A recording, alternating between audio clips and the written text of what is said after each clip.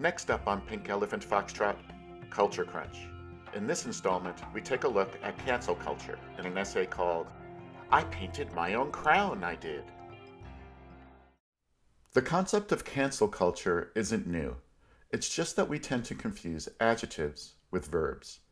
When cancel is used correctly as a verb, the meaning of cancel culture becomes crystal clear.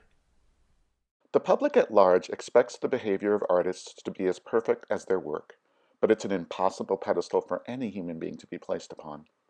No human being is pure. No human being is perfect. It's a little messier than that. The personal lives of artists and entertainers have been used to devalue their creations in this binary, dharmaless world. The analog reality is that aberration and mental illness frequently go hand in hand with creativity. That is why cancel culture is so toxic, especially when it becomes revisionist. Imagine if museums exhibited nothing but images of puppies and kittens, or if every concert you attended was comprised of songs about sunshine and sweetness with no minor chords or dissonance allowed. It may come to pass. Unless you are born into royalty in this life, the crown you wear is unique and one of your own construction. Sometimes the colors of that crown are a bit too vivid for the world at large, but desaturating it completely is a huge mistake. The 19th century composer Robert Schumann had a crown of many colors. In fact, sometimes he wore several crowns, creating the characters of Eusebius, Florestan, and Master Raro to share his bylines as a music critic. It is hard to say if Schumann's unique musical style, full of emotional extremes, was due to bipolar disorder, syphilis, or the mercury used to cure that disease back then, but romantic music would not have been the same without his mental health issues. Frank Zappa articulated it quite succinctly. Without deviation from the norm, progress is not possible. Einstein had a pertinent corollary. Great spirits have always encountered violent opposition from mediocre minds. Sometimes violent opposition is the least of it. Many crowns have been hijacked and repainted by mediocre minds in order to serve some very unsavory agendas. In 2005, artist Matt Fury created an innocent, non-threatening character named Pepe the Frog for his comic book, Boy's Life. The image spread across the Wild West of cyberspace and by 2015 was appropriated by hate groups as their xenophobic, racist mascot.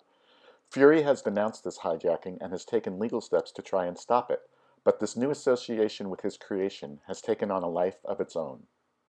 When a work of art gets hijacked and the crown of its creator is repainted, society is deprived of the artist's true intentions.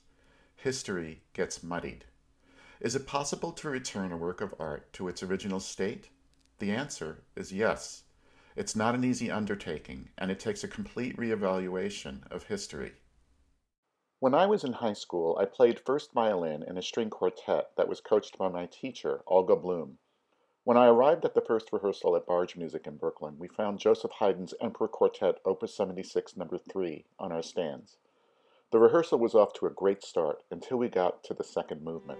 When I started to play the melody, I got a queasy feeling in my stomach.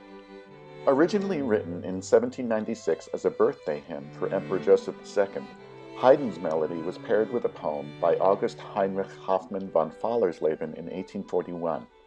The Deutschlandlied was originally intended as a beacon, a call to unite a fractured string of principalities into one nation. In 1922, all three verses, the last calling for unity and justice and freedom, were adopted as the national anthem of Weimar Germany, but that was not the reason I felt ill. When the Nazis took power, they isolated the first verse and put an entirely different spin on it, using Haydn's singable melody as a rallying cry for aggression and world domination. Germany, Germany, above all in the world. I stopped playing and looked at Olga. This is the melody for Deutschland über alles, I said. I can't play this. Olga's response was something I shall never forget. Maybe it was the fact that when she got upset, her booming voice would literally inject you with truth and reason. She told me I had a choice to make. If I left without playing the movement, it was a victory for fascism. If I stayed and helped to strip off that ugly coat of paint with the motion of my bow, then the piece could be reborn and appreciated for what it was and continues to be, a gorgeous melody written with goodwill for a benign ruler. I chose to stay.